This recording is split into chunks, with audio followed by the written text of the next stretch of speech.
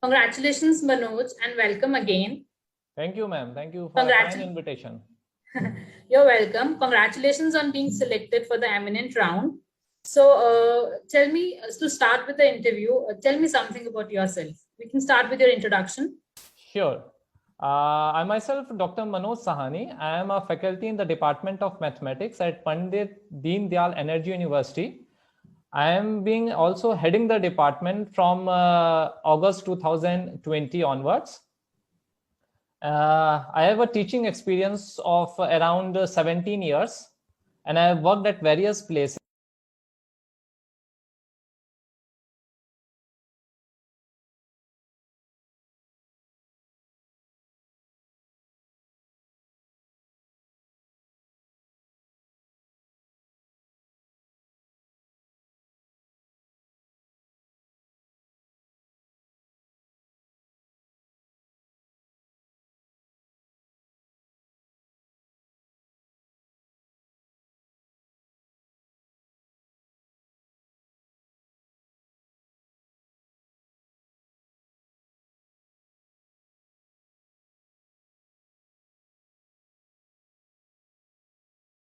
Like JP Institute of Information Technology, Noida, as well as Navrachna University, Vadodara.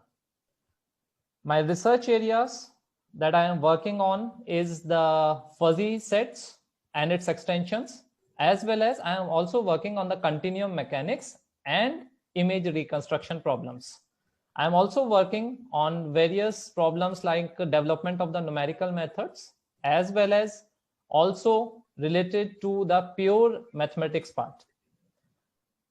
So this is the research area which I have talked of, as well as the research experience that I have it is more than 17 years, and I have guided one PhD student till now, as well as guiding two PhD students. So overall, the 3 PhD students, one has completed and 2 are working under me. That's so great. We are glad that you are working in this research and you are helping other PhD students for the same. Thank you. Yeah. So tell me, share your, how was your presentation at our conference? Like share details about the research you presented at our conference. Sure. I have actually taken a topic which is a very burning topic, like image reconstruction, discrete tomography. Why I am calling it as a burning topic? Because now in the pandemic that has started from 2020 March onwards, and has actually engulfed the complete globe, all the countries.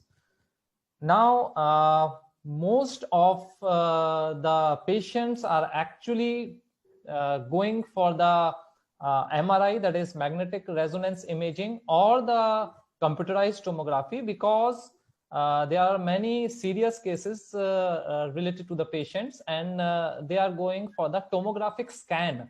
So I have taken the topic image reconstruction, that is discrete tomography. Now, image reconstruction, if you call it, is the we call it as the slice by slice reconstruction of an image. So this is a concept related to tomography. So tomography word, we generally take it as the slice by slices.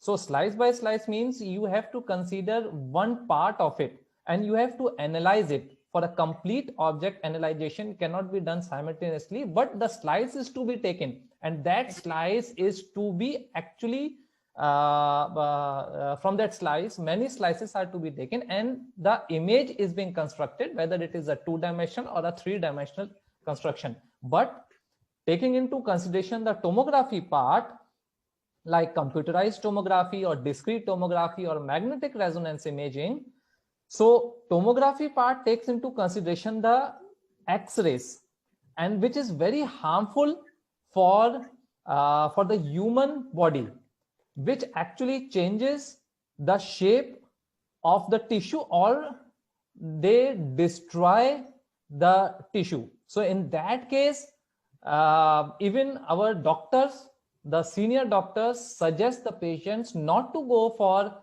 like the computerized tomography, that is or the discrete tomography, until and unless you are facing with a serious issue.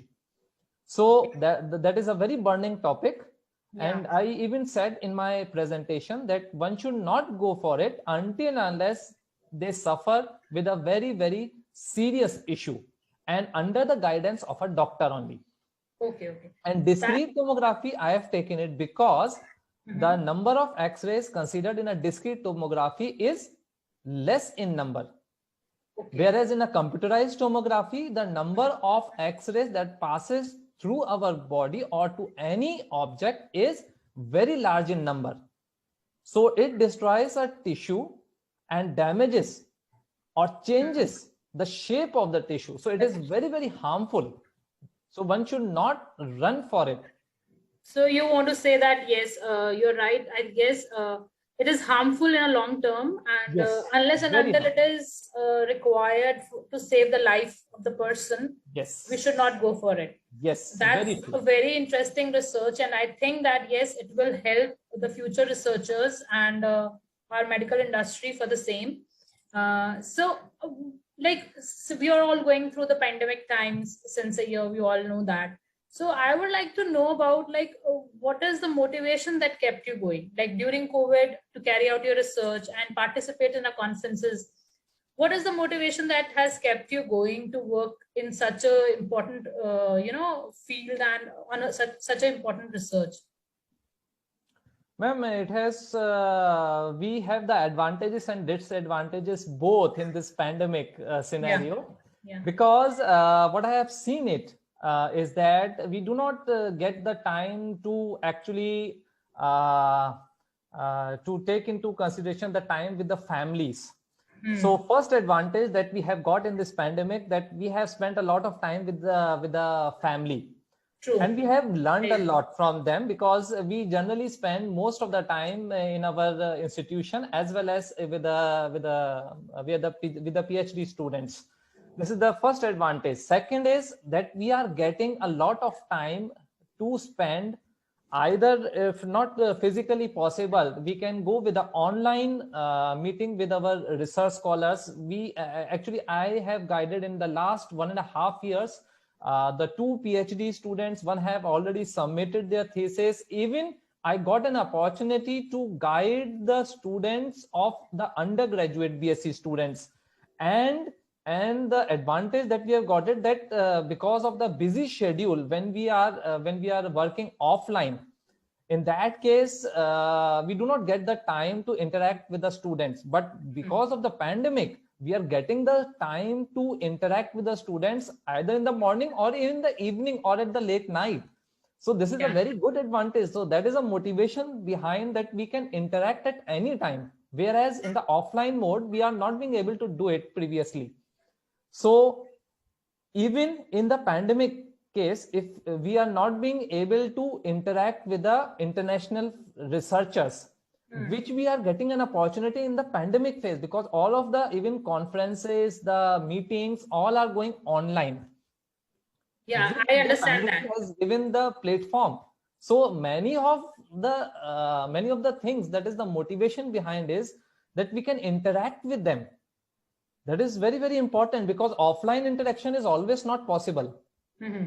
So basically, I think your motivation is the online mode itself, because you have got enough time in this pandemic to concentrate on your research, to spend time with your family, and you are more content, you are more focused because of the time spent with the family. So I guess the online mode itself is a motivation for you. I guess that is your very true, very true. So though I was about to ask you, the next question was I was about to ask you, what is your opinion on attending online conference rather than physical during the pandemic?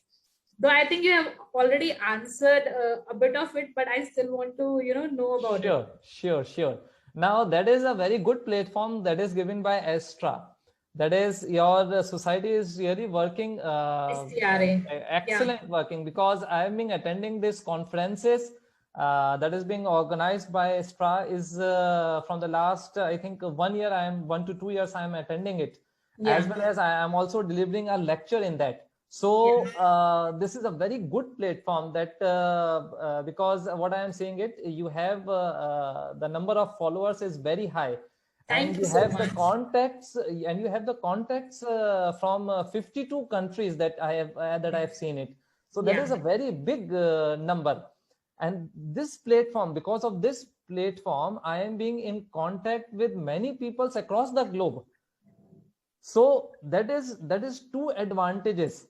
So I would like to praise this society, Eurasia, that you all are doing a very excellent job. Thank you so much. Thank you.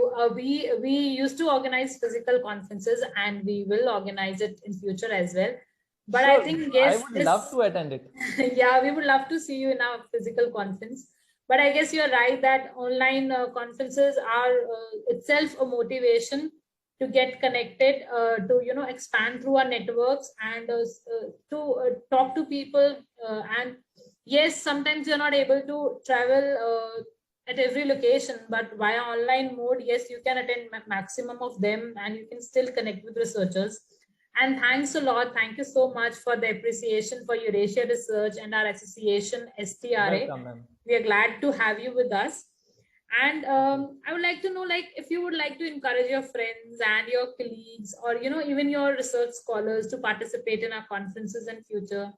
Sure, we would love to actually participate, because the platform that you are giving it, the networking that you all are giving it, I would surely recommend it to my colleagues as well as my research scholars to come forward and participate in such conferences.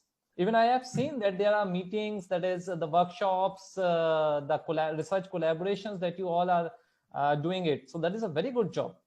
Thank you so much. In fact, in our future plans, we are planning to expand for more collaborations with scholarly journals, and not only that, but yes, more collaborations. We'll be organizing more of seminars and webinars. We are planning on that as well. But for the conference part, thank you for always being part of our organization and conferences. So if I would like you to conclude in few words, the positive feedback or the positive ambience you get through our conferences, or why would you like to recommend it? Why us? Why Eurasia Research? Like, what would be your revert on that? I would love to recommend to my research scholars and all the researchers who are working in multidisciplinary, because what I have seen it in the last few years conferences, that you organizes a conference in such a manner, so it gives a multidisciplinary approach. It is not specific oriented. Yes. So that is why the number of things that we learn it, that is not our field, but still we learn a lot related to other fields. So I Yeah. would surely going to recommend to others to actually attend in the preliminary session, so that you will get to know about the multidimensional, the work that is going on, which we actually don't know it. Yeah. Because we actually Happens focus on sometimes. specific fields. Yeah, it happens sometimes. You are researching in the same field, and that's why you know more of the same field always. Sure. But when you are actually checking and you're listening to presentations of different research in the Yes. science and technology, you'll come to know that okay, there are different researches that are taking place, and you might get interested in one of the topics, and you might like to collaborate with the other researchers. And I think I guess what I have seen from my past experiences, networking is the biggest opportunity that Eurasia Research provides. Very true, ma'am. You all are open to, at the end of every conference, I've seen the researchers collaborating with each other, not only with us, but with each other, and Yes. expanding the networking with each other. And I think that's our vision. Like, that's the vision of Eurasia Research, to give a platform to scholars and researchers to basically network with each other, and to expand their own horizons and expand their own research, and be a part of the community at a world level, at a bigger level, I guess. So thank you, Manoj, Sahni. Thank you for being with Welcome. us, and thanks a lot. It was wonderful talking to you. Have a Thank you, nice ma'am. day. Thank you. Welcome, ma'am. Thank you.